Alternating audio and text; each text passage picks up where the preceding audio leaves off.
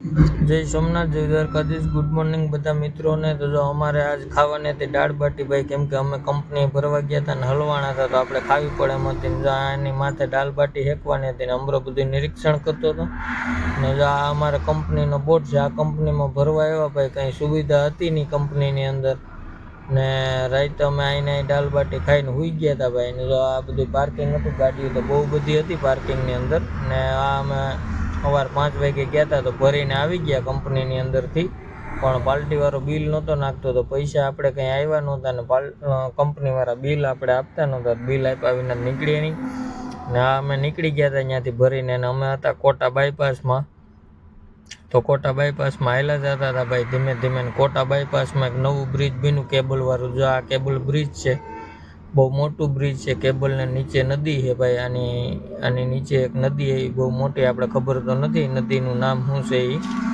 ને એવી રીતે બગડાટી બોલાવતા અમે તો ભાઈ 60-65 હાલ્યા જતા હતા.